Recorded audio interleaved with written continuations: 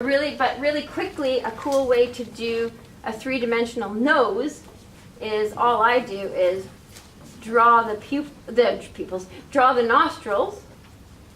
I draw the little flesh around the nostrils, shade that up a bit, but to make it look 3D as if the nose is pointing outwards towards us, I just do a little ball on the nose by just doing a circle, and then immediately it becomes this kind of fleshy nose that you can sculpt out. Pretty cool thing. Same with lips. I will do, say we have a closed mouth, and this is a very generic lip that's closed.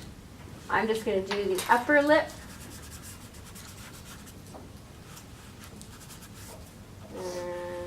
And then I just color in the shadow underneath. So it's this really quick tools, especially if you get into storyboarding for film and stuff. You can just like quickly sculpt out these quick drawings. And all it is just looking at the shading. So this first technique is all about looking at where the lights and darks and what is the anatomy of the person. There you go. So that's my technique for 3D eyeballs.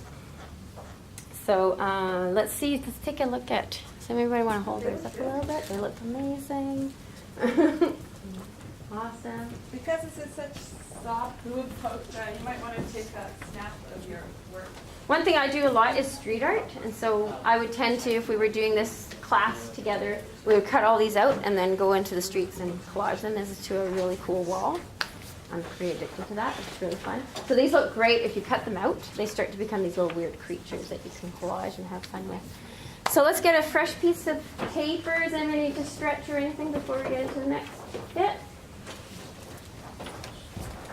I'm also so used to saying, does anybody need a smoke break? That's such a weird, I don't smoke myself, but I used to work in an alternative school in North Van, and the teachers literally we had our schedule for the youth, and the breaks, it wouldn't say break, it would say smoke break. Like, oh God. Yeah. Teaching the kids how to do. All right, so fresh piece of paper. Get your China marker out, and it's totally okay if your hands are still dirty because we can kind of use it in this next piece.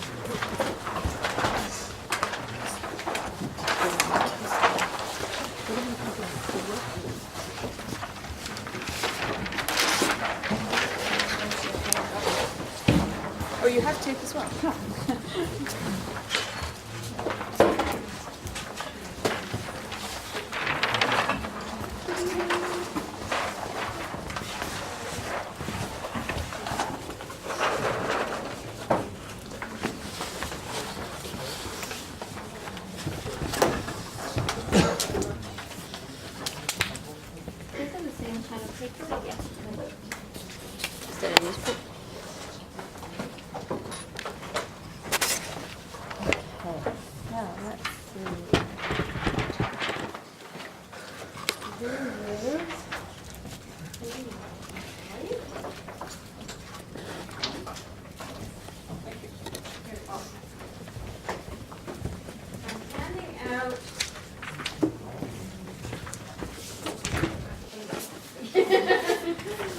Make sure it's not something she'll trip on if she tries. Yeah, I think this is good.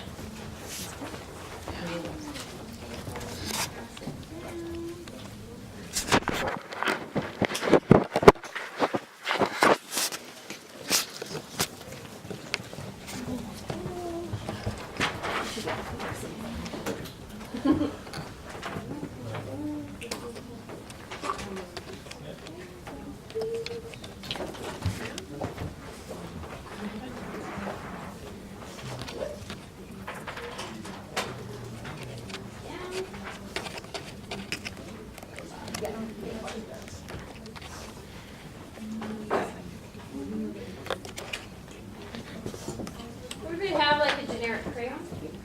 Everybody's got one? Okay. So now what we're going to do, have you started using the China marker yet?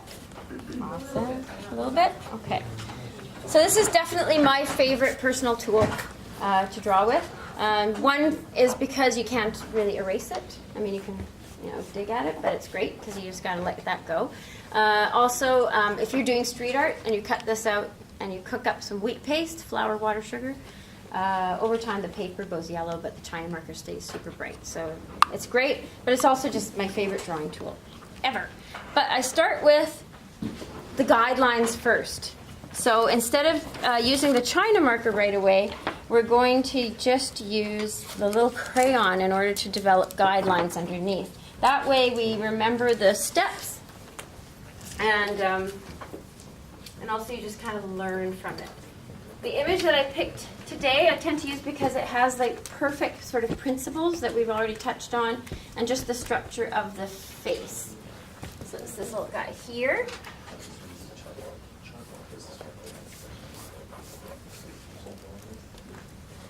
So what I want you to do is, we're going to use sort of the same size as me. I'm in portrait mode here.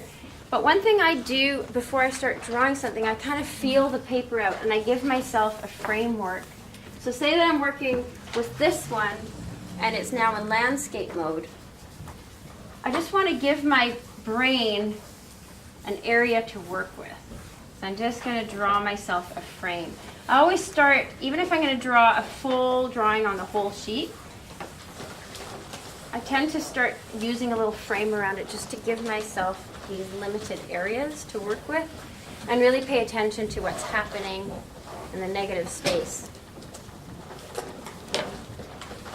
So we're going to go quite quick, and it's kind of fun, and we're just going to go with it. So one thing I want you to do is pay attention to this. What we're looking at is no longer a face. We're just looking at things in space. And so take a look at how this sits in that area and that there's negative space around the little guy. So what I'm going to do is just quickly give myself some guidelines to place that area that we're going to work on.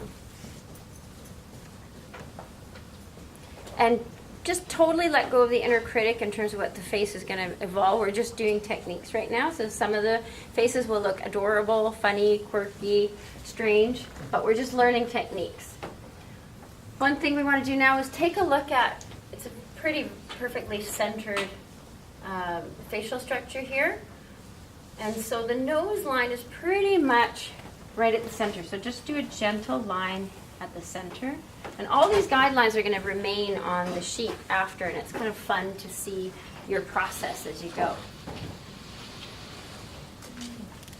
The eye line is pretty much halfway between that, and the mouth line is pretty much down there. So we've broken down, you might have touched on this last week, is we've broken down this to the nose line approximately, mouth line, eye line, and then he's pretty centered.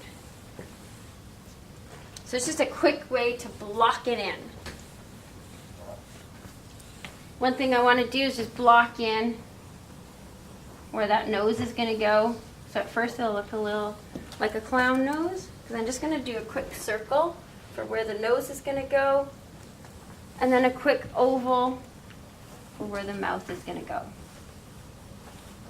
And the reason I'm going quick is not just for time constraints, but it's just a way to get you like quickly moving as opposed to overthinking things.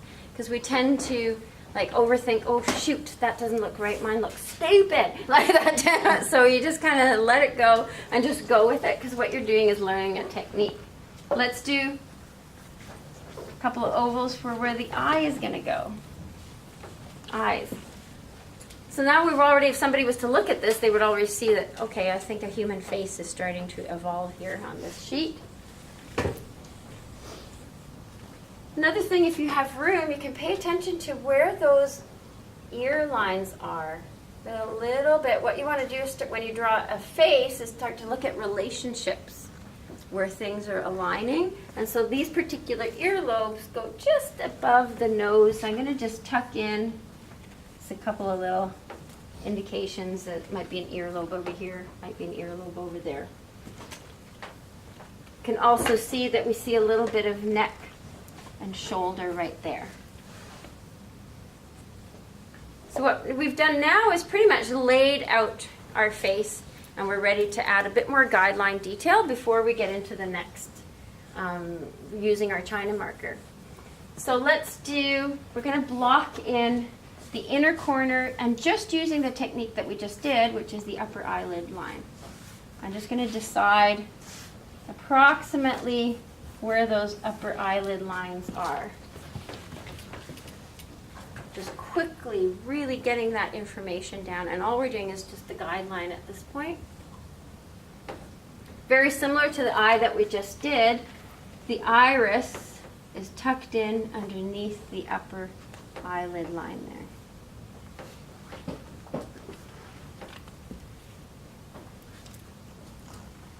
So your eye is constantly looking at the relationships of things to each other.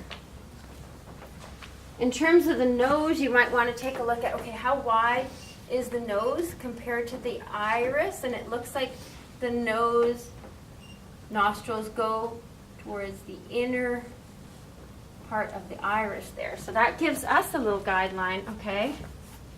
I'm going to draw that down and draw nostrils around like that. And at first it's going to look odd as you're building these relationships, but all these things can change as we go.